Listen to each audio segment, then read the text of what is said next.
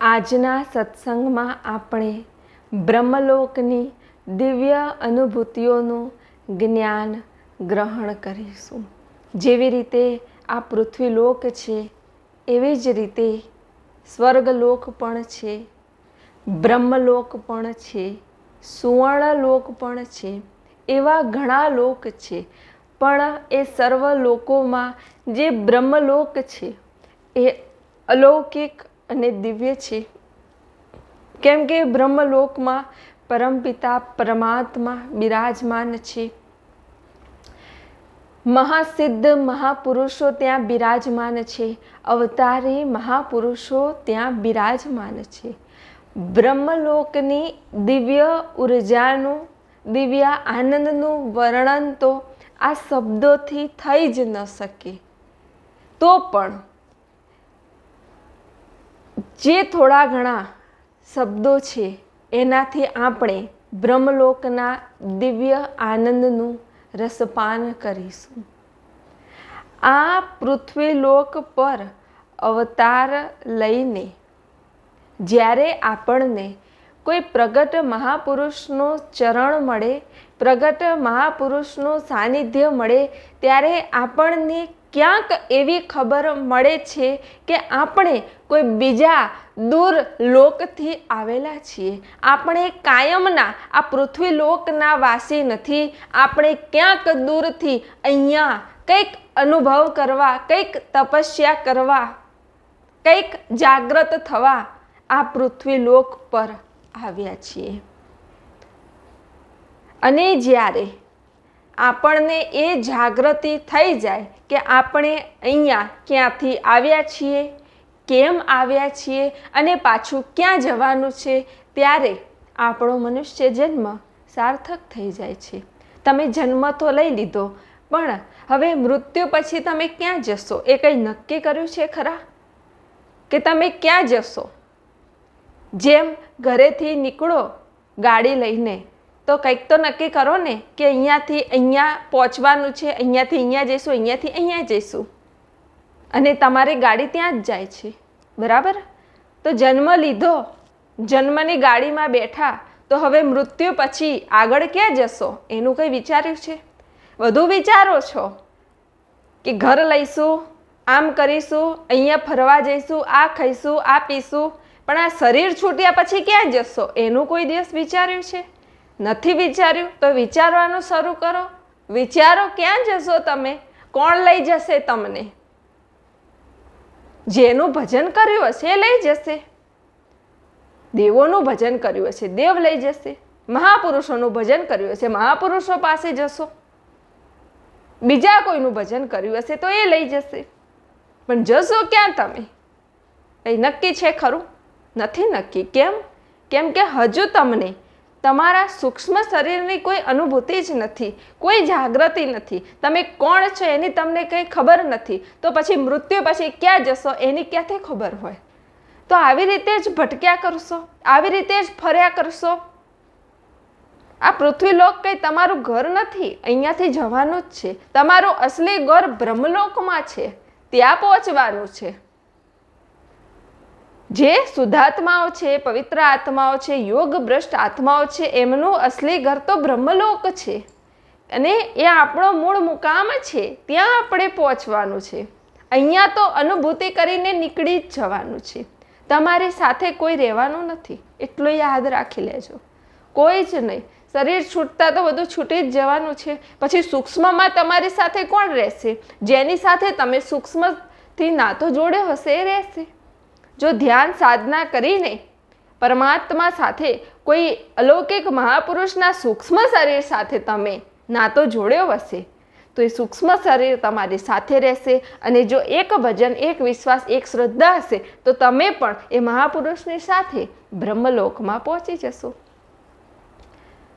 બ્રહ્મલોકની ઉર્જા, બ્રહ્મલોકનો આનંદ એટલો અલૌકિક છે. ત્યાં અખંડ શાંતિ છે, અખંડ આનંદ છે, એક નિર્વિચાર અવસ્થા, એક શૂન્ય અવસ્થા છે. ત્યાં એટલો અલૌકિક આનંદ છે કે જેનું વર્ણન ન થઈ શકે.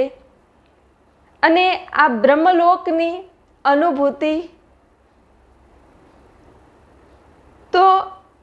ત્યારે જ થઈ જ્યારે જીવનમાં પ્રગટ સદગુરુનું આગમન થયું.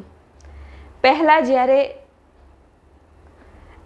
હું આધ્યાત્મિક માર્ગમાં આવી, સદગુરુ સાનિધ્યમાં ગઈ, ત્યારે મને આધ્યાત્મિક માર્ગની કંઈ ખબર ન હતી. ભક્તિ શું, જ્ઞાન શું, સત્સંગ શું, કંઈ જ નહીં. પણ હા, સદગુરુએ કીધું હતું કે દરરોજ આકાશ દર્શન કરવા જોઈએ. તો સદગુરુ જે કહે એ પ્રમાણે ધ્યાન સાધનામાં હું રત હતી. તો દરરોજે સાંજ થાય એટલે હું ધાબા પર જઈને આકાશ દર્શન કરતી હતી. તો એવી રીતે 1 મહિનો, 2 મહિના, 3 મહિના હું દરરોજ આકાશ દર્શન કરતી હતી. તો એમાં જ એક દિવસ આકાશમાંથી મને શ્વેત રંગના ફૂલોની પુષ્પવૃષ્ટિ દેખાઈ. આખા આકાશમાંથી શ્વેત રંગના ચક્ર જેવા ફૂલો વરસી રહ્યા હતા, વરસી રહ્યા હતા, વરસી રહ્યા હતા. એટલા ફૂલો વરસી રહ્યા હતા, એટલા ફૂલો વરસી રહ્યા હતા. અને ત્યારે આ અનુપમ દ્રશ્ય જોઈને મને ખૂબ આશ્ચર્ય થયું કે આવું પણ હોઈ શકે. પછી મને થયું કે શું આ મારી કલ્પના તો નથી, આવું હોઈ શકે. પણ હકીકતમાં એવું અનુપમ દ્રશ્ય હતું અને એ ફૂલો વરસી જ રહ્યા હતા. પહેલાં તો શ્વેત રંગના ફૂલો વરસી રહ્યા હતા, પછી રંગબેરંગી કલરના ફૂલો આખા આકાશમાંથી વરસી રહ્યા હતા. અને એ ફૂલો જ્યારે મારા શરીર પર વરસતા તો એ ફૂલો અંદર જ જતા રહેતા, શરીરની અંદર સમાઈ જતા હતા. હું આમ હાથ રાખું ને તો એ ફૂલો આકાશમાંથી વરસતા વરસતા વરસતા આ હાથમાં સમાઈ જતા. અને ત્યારે હું હાથમાં જોયા કરતી કે આ શું છે, આટલી દિવ્ય અનુભૂતિ. એનો મતલબ કે આકાશની ઉપર એ કોઈ લોક છે જ્યાંથી પુષ્પવૃષ્ટિ થઈ રહી છે. ઉપર પણ લોકો છે જે પુષ્પવૃષ્ટિ કરી રહ્યા છે, દેવાત્માઓ, મહાપુરુષો જે પુષ્પવૃષ્ટિ કરી જ રહ્યા છે. અને અત્યારે હાલમાં પણ જ્યારે હું આકાશ સામું જોઉં છું તો પણ પુષ્પવૃષ્ટિ થતી જ હોય છે, ફૂલો વરસતા જ હોય છે. અને આ અલૌકિક અનુભૂતિ જ્યારે મેં સદગુરુ ભગવાનને કીધી તો સદગુરુએ કીધું કે વાત સત્ય છે, આ પુષ્પવૃષ્ટિ થઈ જ રહી છે. પણ જેની દ્રષ્ટિ સૂક્ષ્મ હોય એને આ પુષ્પવૃષ્ટિના દર્શન થાય છે. આ પુષ્પવૃષ્ટિ બ્રહ્મલોકમાંથી થઈ રહી હોય છે. પછી ત્યારે મને ખબર પડી કે હા, આની ઉપર પણ ઘણા લોકો છે. પછી એક દિવસ જ્યારે હું ધાબા પર બેઠી હતી તો અચાનક જ પૂર્વ દિશામાંથી એક પીળા કલરનો ચમકવાળો ચમકીલો હાર આવ્યો. અને એ હાર એકદમ સ્પીડમાં આવ્યો. અને હું વિચાર કરી રહી હતી કે આ હાર કેમ અહીંયા આવે છે મારી પાસે. મને તો કંઈક સમજણ જ ના પડી. પછી હાર તો એકદમ ફટાફટ મારી પાસે આવ્યો, બરાબર, અને એકદમ જ મારી સામે આવીને ઊભો રહ્યો. એટલે પછી મેં પ્રણામ કર્યા. મેં કીધું આ હાર બહુ અલૌકિક દિવ્ય છે, આ મહાપુરુષોએ બ્રહ્મલોકમાંથી મોકલેલો હાર લાગે છે. તો મેં પ્રાર્થના કરી કે હે મહાપુરુષ, મને જે પણ અનુભૂતિ થાય છે એ મારા સદગુરુની કૃપાથી થાય છે. તો આપ એક કૃપા કરો કે આ હાર છે ને તમે મારા સદગુરુને પહેરાવી આવો. એટલે મને ખૂબ આનંદ થશે, હું ખૂબ રાજી થઈશ. મેં એવું કીધું કે તરત જ એ હાર પાછો આકાશમાં ગયો અને ઉડવા લાગ્યો. અને પછી સદગુરુને એ હાર પહેરાવી દીધો. તો આ કેટલી દિવ્ય બ્રહ્મલોકની અનુભૂતિ છે. એના પછી પણ અલૌકિક અનુભૂતિઓના દર્શન થવા લાગ્યા હતા. એક વખત જ્યારે હું રાત્રે ચંદ્રના, તારાના દર્શન કરી રહી હતી તો અચાનક જ પશ્ચિમ દિશામાંથી એક કેસરી કલરનો મોટો સૂર્ય જેવો ગોળો દેખાયો. અને પછી એ ગોળો એકદમ આમ ધીરે ધીરે ધીરે ધીરે ધીરે પૂર્વ દિશા તરફ જઈ રહ્યો હતો. એટલે મેં જોયું કે સૂર્ય તો આથમી ગયો છે. તો મેં કીધું કે આ ગોળો આ શેનો ઘોડો છે? પણ એ ઘોડો એટલો ઉર્જાનો, એટલો ચેતનાનો ઘોડો હતો, એમાં એટલા વાઇબ્રેશન હતા કે દ્રષ્ટિ કરતાં જ આ બધા રોમે રોમ ખડા થઈ ગયા. એટલે ઉર્જાની અનુભૂતિ થઈ, ઉર્જાયુક્ત આખો આ ઘોડો હતો. અને પછી એ ઘોડાના દર્શન કરવા માટે ફટાફટ બીજા માળ ગઈ, બીજા માળથી ત્રીજા માળ ગઈ, અને ત્રીજા માળ જઈને મેં મોટા વિશાળ ઘોડાના દર્શન કર્યા. અને લગભગ 2 થી 3 મિનિટમાં એ ધીરે ધીરે ધીરે કરતાં છેક પૂર્વ દિશામાં આગળ જઈને સમાઈ ગયો. પછી ક્યાં ગયો એ ખબર નહીં. પણ જ્યારે એ દિવ્ય ઘોડાના દર્શન થયા ત્યારે એટલી ઉર્જાની અનુભૂતિ થઈ, એટલા આનંદની અનુભૂતિ થઈ કે એનું વર્ણન ન થઈ શકે. તો આ બધી ઘટનાઓ સામાન્ય ઘટનાઓ નથી, આ બહુ અલૌકિક અને દિવ્ય ઘટનાઓ છે જે આપણા જીવનમાં થઈ રહી હોય છે. હકીકતમાં આપણા સૂક્ષ્મ શરીરમાં બધી જ અનુભૂતિઓ, બધું જ જ્ઞાન રહેલું છે. પણ જ્યાં સુધી આપણે આપણા સૂક્ષ્મ શરીર ને ઓળખી નથી લેતા, એની અનુભૂતિ નથી કરી લેતા, ત્યાં સુધી આપણને આ દિવ્ય જ્ઞાન પ્રાપ્ત થતું નથી. અને આ સૂક્ષ્મ શરીરની અનુભૂતિ જીવંત સદગુરુના સાનિધ્યમાં થાય છે. અને આ અનુભૂતિઓ થયા બાદ તો બીજી ઘણી બધી અનુભૂતિઓ થઈ હતી. તો આ અનુભૂતિઓના આધાર પર મેં એક પુસ્તક પણ લખેલી છે, સદગુરુ ચૈતન્ય, જેમાં આધ્યાત્મિક માર્ગમાં મને જે પણ અનુભૂતિઓ થઈ, જેવી રીતે થઈ, એ બધું જ વર્ણન એ પુસ્તકમાં લખેલું છે. જેમાં પહેલેથી જે દિવ્ય સુગંધની અનુભૂતિ થઈ, દિવ્ય રસની અનુભૂતિ થઈ, દિવ્ય નાદની અનુભૂતિ થઈ, ચંદ્ર દેવતા, સૂર્ય દેવતાની અનુભૂતિ થઈ, પછી બીજા એવા મહાપુરુષોની અનુભૂતિ થઈ, એ બધું જ વર્ણન આ પુસ્તકમાં લખેલું છે. તો સમયાએ થોડી થોડી અનુભૂતિઓ પણ હું આપ સર્વને વિડીયોના માધ્યમથી કહીશ, જેથી આપ સર્વના હૃદયમાં પણ જ્ઞાન પ્રગટ થાય, આપ પણ એ દિવ્ય કક્ષાને પ્રાપ્ત કરી લો. તો આપણે બ્રહ્મલોક પર હતા કે બ્રહ્મલોકમાં એવા દિવ્ય મહાપુરુષો છે, અવતારી મહાપુરુષો એ બ્રહ્મલોકમાં બિરાજમાન છે. અને પછી જ્યારે આપણે આધ્યાત્મિક માર્ગમાં ખૂબ પરાકાષ્ઠાએ પહોંચી જઈએ ત્યારે આપણને એ ખબર પડે છે કે આપણે એ બ્રહ્મલોકમાંથી આવ્યા છીએ. બ્રહ્મલોકમાંથી એ પરમાત્માએ જ આપણને આ પૃથ્વીલોક પર મોકલ્યા છે. શું કામ મોકલ્યા છે? કે તું જા પૃથ્વીલોકમાં અને આ પરમ તત્વનું જ્ઞાન, ગુરુ શક્તિઓનું જ્ઞાન, ગુરુ તત્વનું જ્ઞાન તું વેચજે. આ જ્ઞાનનો પ્રકાશ કરજે, આ જ્ઞાનનો ઉજાસ કરજે, આ જ્ઞાનને જન જન સુધી પહોંચાડજે, જેથી જેને પ્યાસ હશે એ આ જ્ઞાન ગ્રહણ કરીને પોતાના બ્રહ્મલોકમાં સીધા આવી જશે. જેને પણ લગ્ની હશે એ આ જ્ઞાન ગ્રહણ કરીને ધ્યાન સાધના કરીને પોતાના મૂળ મુકામને પ્રાપ્ત કરી લેશે, પોતાના આત્મ સ્વરૂપને જાણી લેશે. તો આ બ્રહ્મલોકમાંથી આ પરમપિતા પરમાત્મા જ આપણને આ પૃથ્વીલોક પર આ કાર્ય કરવા માટે મોકલે છે. પણ આપણે આ જન્મ કેમ લીધો એનો ઉદ્દેશ્ય ભૂલી જ જઈએ છીએ. પણ જ્યારે આપણને મહાપુરુષનું સાનિધ્ય મળે ત્યારે આપણને એ ઉદ્દેશ્ય યાદ આવી જાય છે કે હા, આપણે આના માટે જ આ મનુષ્ય જન્મ ધારણ કર્યો છે. તો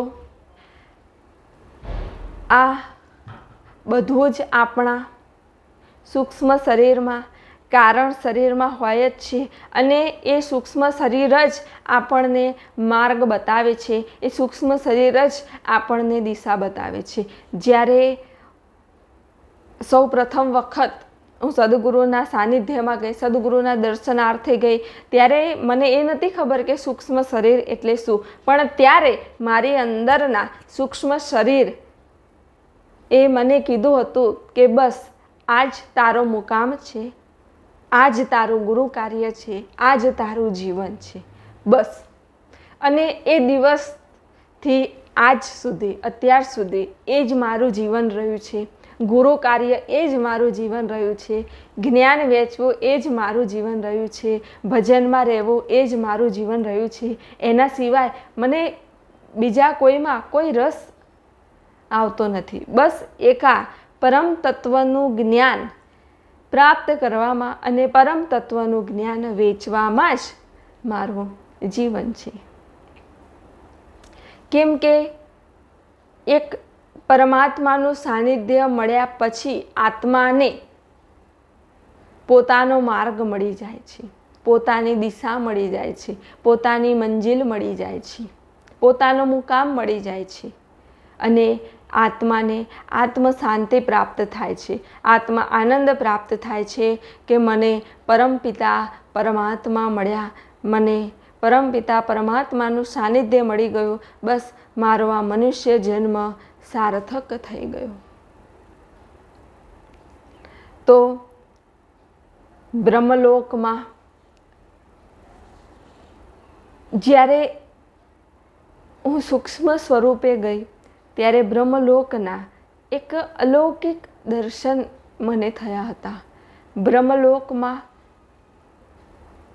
દરેક મહાપુરુષોના આભા મંડળ હોય છે, દરેક મહાપુરુષોના ઓરા હોય છે અને એ ઓરાની પાસે જ્યારે તમે જાઓ ત્યારે ઓરા પરથી તમને ખબર પડે કે આ મહાપુરુષના ઓરા છે, કે આ મહાવીર સ્વામીના ઓરા છે, કે આ ભગવાન બુદ્ધના ઓરા છે, કે આ ગુરુ નાનકના ઓરા છે, કે આ મહાપુરુષના ઓરા છે, કે આ મહાપુરુષના ઓરા છે. અને પછી દરેકની પાસે જઈને, દરેકના ઓરાની સમીપ જઈને એ મહાપુરુષો પાસેથી અદ્ભુત અને દિવ્ય ચૈતન્ય પ્રાપ્ત કરીને આપણને એક આત્મ આનંદની અનુભૂતિ થાય છે.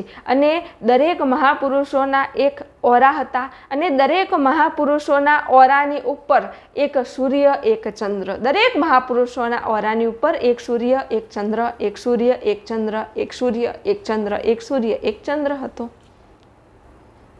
આવા અલૌકિક દર્શન કર્યા બાદ બ્રહ્મલોકમાં એક મોટું ખૂબ વિશાળ સિંહાસન હતું. એ સિંહાસનની આ બાજુ મુગટ, નીચે ચરણ પાદુકા, હાર, સોનાના, હીરા, માણેક, રત્ન બધું જ હતું. અને ત્યાં ગુરુ તત્વ બિરાજમાન હતું, ત્યાં સદગુરુ તત્વ બિરાજમાન હતું. એના પણ એક વિશાળ ઓરા જ હતા. અને આ ઓરા પ્રાપ્ત કરીને, આ ઉર્જા પ્રાપ્ત કરીને મારું જે સૂક્ષ્મ શરીર હતું એ એટલું ઉર્જાયુક્ત થઈ ગયું, એટલું ચૈતન્યમય થઈ ગયું કે જેનું વર્ણન ન થઈ શકે.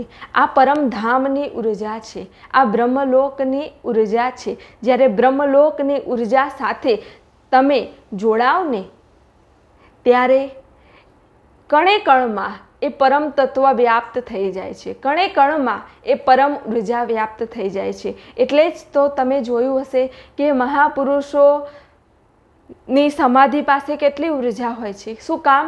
ત્યાં પરમ તત્વ આવી ગયું, ત્યાં પરમ ઉર્જા આવી ગઈ, ત્યાં બ્રહ્મલોકની ઉર્જા આવી ગઈ. માટે તમે કોઈ વસ્તુ લાવો ને તો એ વસ્તુ કહેવાય, પણ એને જો મહાપુરુષ એક આંગળી અડાડી દે ને, સ્પર્શ કરી દે ને તો એ પ્રસાદી થઈ જાય. કેમ થઈ જાય? કેમ કે એમાં મહાપુરુષે બ્રહ્મલોકની ઉર્જા સ્થાપિત કરી, બ્રહ્મલોકની ઉર્જાનો સ્પર્શ થઈ ગયો. માટે એટલે જ તો મહાપુરુષો એ જીવનમાં જે પણ વસ્તુનો ઉપયોગ કર્યો હોય, જે પણ કપડાં પહેર્યા હોય, જે પણ ઉપયોગ કર્યો હોય એ બધું પણ મૂકી રાખવામાં આવે છે, સાચવીને રાખવામાં આવે છે. ને પછી આપણે એના દર્શન માટે જઈએ છીએ. શું કામ? એ તો જળ છે, શું કામ દર્શન માટે જાઓ છો? કેમ કે એમાં પરમ તત્વની માત્રા છે, એમાં બ્રહ્મલોકની ઉર્જા છે, એમાં એ પરમ ઉર્જા છે, ગુરુ તત્વની ઉર્જા છે. માટે તો તમે વિચાર કરો કે ગુરુ તત્વની ઉર્જા કેવી હશે. તમે કોઈ તીર્થ સ્થાને જાઓ, મહાપુરુષના સમાધિ સ્થાને જાઓ ને તો એ જમીન ઉપર, જમીનથી નીચે કેટલાય અંતર સુધી, ઉપર હવામાં પણ કેટલાય કિલોમીટર સુધી એ પરમ તત્વની ઉર્જા હોય છે, ગુરુ તત્વની ઉર્જા હોય છે. માટે જ્યારે તમે એ સ્થાને જાઓ ને તો ત્યારે તમને આનંદ થાય છે, શાંતિ થાય છે. શું કામ? કેમ કે વાયુમંડળમાં પરમ તત્વની ઉર્જા છે, બ્રહ્મલોકની ઉર્જા છે, સકારાત્મક ઉર્જા છે. માટે તો વાયુમંડળમાં સકારાત્મકતા થાય, વાયુમંડળમાં સારી ઉર્જા સ્થાપિત થાય, વાયુમંડળમાં જો પરમ તત્વ આવી જાય તો દરેકના જીવનમાં શાંતિ, દરેકના જીવનમાં આનંદ, દરેકના જીવનમાં ખુશી થઈ જાય. તો આ પરમ તત્વની ઉર્જાનો મહિમા છે, આ ગુરુ તત્વનો મહિમા છે. જ્યારે તમે ગુરુ તત્વ સાથે જોડાઈને સત્સંગ પીરસો છો ત્યારે આ સત્સંગ ખાલી શબ્દો નથી, પણ આ શબ્દોના માધ્યમથી તમે પરમ ઉર્જા ગ્રહણ કરો છો, તમે ગુરુ ઉર્જા ગ્રહણ કરો છો, ગુરુ તત્વની ઉર્જા ગ્રહણ કરો છો અને ધીરે ધીરે તમે તમારો સંબંધ એ બ્રહ્મલોક સુધી સ્થાપિત કરી લો છો. ધીરે ધીરે તમે પણ એ બ્રહ્મલોકની ઉર્જા પ્રાપ્ત કરો છો. હવે તમે બ્રહ્મલોકમાં ગયા નથી, પણ જે બ્રહ્મલોકમાં જઈને આવ્યું છે એના સત્સંગ સાથે તમે જોડાવ તો તમે એ ઉર્જા સાથે પણ જોડાઈ જાઓ છો. તો આ સૌથી સરળ માર્ગ છે એ પરમ ઉર્જા સાથે જોડાવાનો. ઉર્જાઓ તો ઘણી પ્રકારની છે. નકારાત્મક ઉર્જા છે, સકારાત્મક ઉર્જા છે, પરમ ઉર્જા છે, બ્રહ્મલોકની ઉર્જા છે, ગુરુ ઉર્જા છે. ઘણી ઉર્જાઓ છે. બ્રહ્મલોકની ઉર્જા, ગુરુ ઉર્જા, પરમ ઉર્જા એ બધી એક જ ઉર્જા છે. પણ બીજી નકારાત્મક ઉર્જાઓ છે જે વિઘ્ન નાખે છે, વિરોધ નાખે છે. પણ આપણે બ્રહ્મલોકની બ્રહ્મ ઉર્જા સાથે જોડાવાનું હોય છે. તો આ બ્રહ્મલોકમાંથી બ્રહ્મર્ષિઓ આ પૃથ્વીલોકમાં આવે છે, યોગ ભ્રષ્ટ આત્માઓનું કલ્યાણ કરે છે અને ફરી પાછા એ બ્રહ્મલોકમાં જ જતા રહે છે, એ બ્રહ્મલોકમાં જ રહેતા હોય છે. તો આ બ્રહ્મલોકમાં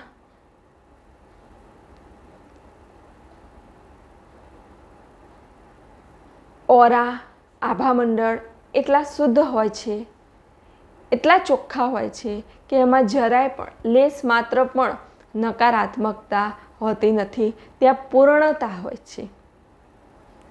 તો આ પૃથ્વીલોકમાં રહીને જો આપણે એ બ્રહ્મલોકની બ્રહ્મ ઉર્જા સાથે સંબંધ સ્થાપિત કરી લઈએ તો આપણું સૂક્ષ્મ શરીર એ બ્રહ્મ ઉર્જાથી હંમેશા ચાર્જ થતું રહે છે.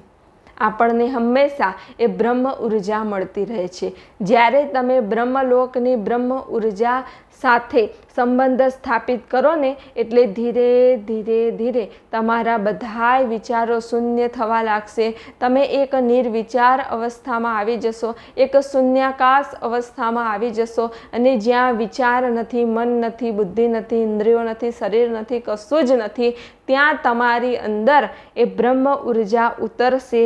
રોમે રોમમાં, કણે કણમાં એ બ્રહ્મ ઉર્જા વ્યાપ્ત થશે અને તમે એક સમાધિ અવસ્થાનો આનંદ પ્રાપ્ત કરી લેશો. ત્યારે તમે બધું જ ભૂલી જશો. ભાઈ આંખ ખોલશો ને તો ત્યારે ખબર પડશે કે ઓહો, હું તો પૃથ્વીલોકમાં છું. શરૂઆતમાં તો એવું જ લાગશે કે આપણે બ્રહ્મલોકમાં જ બેઠા છીએ, પણ પછી જ્યારે આંખ ખુલશે ને ત્યારે ખબર પડશે કે ઓહો, હું તો પૃથ્વીલોકમાં છું. તો આ બ્રહ્મલોકની ઉર્જા છે, બ્રહ્મલોકનું ચૈતન્ય છે. તો જ્યારે આ શરીરની અંદર રહેલું સૂક્ષ્મ શરીર આ શરીરની બહાર નીકળીને યાત્રા કરે છે ત્યારે આ સૂક્ષ્મ શરીર બ્રહ્મલોકમાં પણ જાય છે, સુવર્ણલોકમાં પણ જાય છે, સ્વર્ગલોકમાં પણ જાય છે, યમલોકમાં પણ જાય છે. દૂર દૂર મહાપુરુષોની તપોભૂમિ હોય ત્યાં પણ જઈને ઉર્જા ગ્રહણ કરે છે. હિમાલયમાં જાય છે, દૂર દૂર ગુફાઓમાં જાય છે, જૂનાગઢમાં જાય છે, ગિરનારમાં જાય છે, દૂર દૂર ખૂબ આગળ એવા જંગલોમાં, એવા વનોમાં જાય છે જ્યાં મહાપુરુષોએ તપસ્યા સાધના કરીને ઉર્જા મૂકી છે. ત્યાં જઈને આ સૂક્ષ્મ શરીર ઉર્જા લઈ આવે છે અને ફરી પાછું આપણા શરીરમાં આવી જાય છે. હવે જ્યારે સૂક્ષ્મ શરીર બહાર નીકળે ને તો ત્યારે એ સૂક્ષ્મ શરીર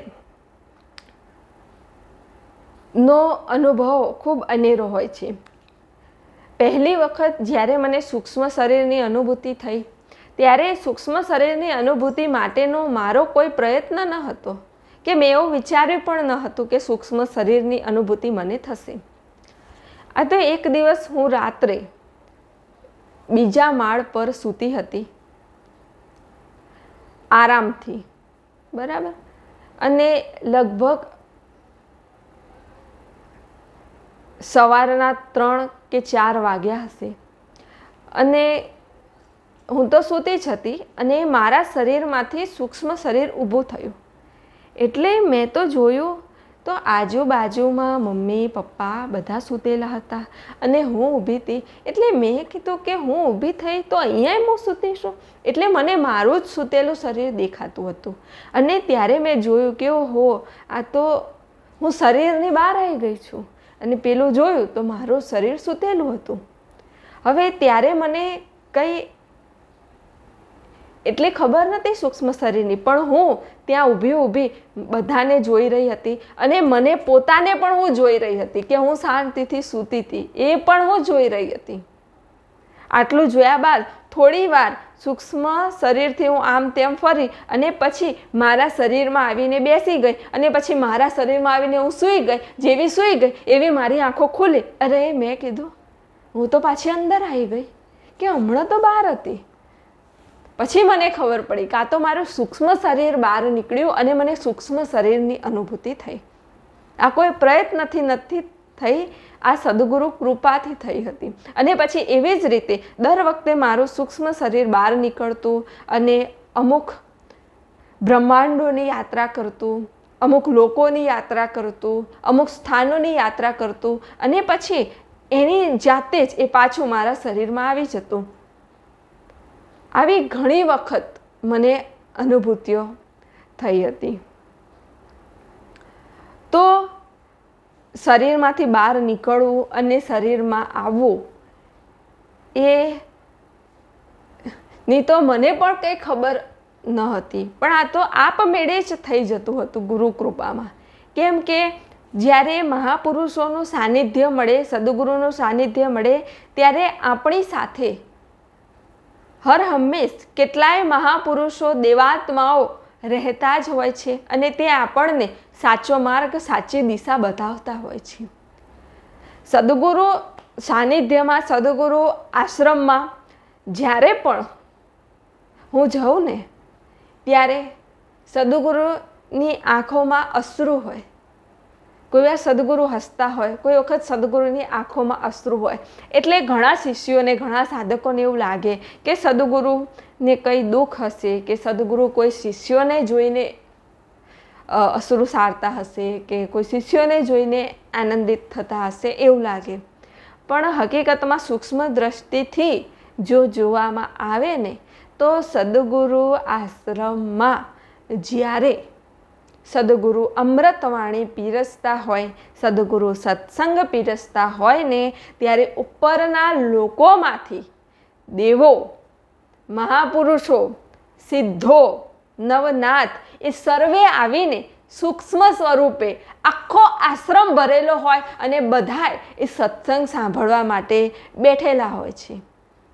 ઘણી આત્માઓ એવી હોય છે જે પુણ્ય પ્રાપ્ત કરીને આગળ જવા માટે, કોઈ છૂટવા માટે, કોઈ આગળના લોકમાં જવા માટે, કોઈ બ્રહ્મલોકમાં જવા માટે, કોઈ મનુષ્ય શરીર ધારણ કરવા માટે, કોઈ પોતાના સૂક્ષ્મ શરીરને ચાર્જ કરવા માટે બેઠા જ હોય છે. અને જો સ્થૂળ સ્વરૂપે 500 કે 1000 માણસ તમને દેખાતા હોય તો એથી 10 ગણી વધારે તો સૂક્ષ્મમાં આત્માઓ બેઠી હોય છે અને સત્સંગ સાંભળતી હોય છે અને પુણ્ય પ્રાપ્ત કરીને પોતાનો રસ્તો લઈને જતી રહી હોય છે. અને આ મહાપુરુષો પણ ઉર્જા માટે, ચેતના માટે, પુષ્પવૃષ્ટિ માટે ત્યાં સતત હાજર હોય છે, બિરાજમાન હોય છે અને પુષ્પવૃષ્ટિ કરતા હોય છે. અને એ મહાપુરુષોના દર્શન કરીને જ સદગુરુની આંખમાં અશ્રુ હોય છે. એ મહાપુરુષોના દર્શન કરતાં જ સદગુરુની આંખોમાં અશ્રુધારા વહેતી થઈ જાય છે. તો સદગુરુના આશ્રમમાં પણ આવું અલૌકિક દ્રશ્ય, આવો અલૌકિક સત્સંગ આવી અલૌકિક ઉર્જા હોય છે, પણ એ આ આંખે દેખાતી નથી. એ જોવા માટે સૂક્ષ્મ દ્રષ્ટિ જોઈએ, મહાપુરુષોએ આપેલી દિવ્ય દ્રષ્ટિ જોઈએ છીએ. તો આ જે મહાપુરુષો હોય, 84 સિદ્ધો, નવનાથ, એ બધા પણ ઉપરના સૂક્ષ્મ જગતમાંથી આ પૃથ્વીલોક પર આવતા હોય છે. અને આવા જે નિષ્કલંક, નિષ્કપટ, નિસ્વાર્થ, અનુભવ સિદ્ધ બ્રહ્મલોકમાં બિરાજમાન એવા બ્રહ્મર્ષિઓ હોય, બ્રહ્મવેતા હોય, જે સાકાર સ્વરૂપે પ્રગટ થયા હોય, જેની અંદર સાક્ષાત પરમાત્મા બિરાજમાન હોય, આવા મહાપુરુષોના દર્શન માટે તો દેવો પણ આવે છે. આવા મહાપુરુષોના દર્શન માટે તો કેટલાય સિદ્ધો, કેટલી દેવીઓ, કેટલા અવતારો પ્રગટ થાય છે અને મહાપુરુષોના દર્શન કરીને પોતાનો જન્મ સાર્થક કરી લે છે. તો આ મહાપુરુષોનો મહિમા છે, આ સદગુરુનો મહિમા છે. તો આવા સદગુરુ, આવા પરમાત્મા જે બ્રહ્મલોકથી આપણા માટે અહીંયા પૃથ્વીલોક પર આવ્યા છે, તે મહાપુરુષોનો સત્સંગ સાંભળીને જો આપણે જાગી ન શકતા હોઈએ તો પછી હવે ન જાગી શકો. બીજું તો કોઈ તમને જગાડી જ નહીં શકે. હવે તો ફરવું જ પડશે જન્મ મૃત્યુના ફેરામાં જ. મહાપુરુષ જગાડે ને આપણે જાગીએ નહીં, મહાપુરુષ જગાડે ને જો તમે જાગો નહીં, તો પછી બીજું તો કોણ જગાડી શકે તમને? કોઈ નહીં. તો જો મહાપુરુષ જગાડતા હોય ને તમે જાગી ન શકતા હોય તો સમજી લેવું કે હવે કેટલાય ફેરા ફરવા જ પડશે. તો આવું અલૌકિક બ્રહ્મલોક છે. અને જ્યારે જ્યારે આ બ્રહ્મલોકની યાદ આવે છે ત્યારે એમ થાય છે કે હકીકતમાં અદ્ભુત, અલૌકિક અને દિવ્ય આપણું બ્રહ્મલોક છે. અલૌકિક આનંદ છે. ઘણીવાર તો આંખો બંધ કરીને જો બ્રહ્મલોક યાદ આવી જાય તો કેટલો સમય પસાર થઈ જાય ખબર નથી રહેતી. કેમ કે એમ આપણું ઘર છે, મૂળ મુકામ છે, અને ઘરમાં જવું કોને ન ગમે? બધાને ગમે. તો આ થોડું એક બુંદ જેટલું બ્રહ્મલોકનું વર્ણન છે. હવે આગળના વિડીયોમાં પણ આપણે આવા દિવ્ય લોકોનું દિવ્ય જ્ઞાન ગ્રહણ કરીશું, દિવ્ય અનુભૂતિ ગ્રહણ કરીશું. હજુ પણ બ્રહ્મલોકની તો ઘણી બધી અનુભૂતિઓ છે. પછી સમય મળે આગળના વિડીયોમાં હું આપ સર્વને સર્વ અનુભૂતિઓનું જ્ઞાન પીરસીશ. તો આ જે સત્સંગ છે, આ જે જ્ઞાન છે, એ બ્રહ્મલોકનું છે, એ મહાપુરુષોનું છે. તો આ મનુષ્ય જન્મ લઈને આ જ્ઞાન પ્રાપ્ત કરો અને આ જ્ઞાન વહેંચો તો તમારું જીવન સાર્થક થશે. દરેક મનુષ્ય સુધી આ જ્ઞાન પહોંચાડો, જેનાથી તમને આત્મ શાંતિ મળશે. તો સદગુરુ ચૈતન્ય ચેનલને સબસ્ક્રાઈબ કરો, વિડીયો લાઈક કરો અને દરેક મનુષ્યને આ વિડીયો શેર કરીને ગુરુ કાર્ય અવશ્ય કરો. આપ સર્વના હૃદયમાં બિરાજમાન પરમાત્માને પ્રણામ.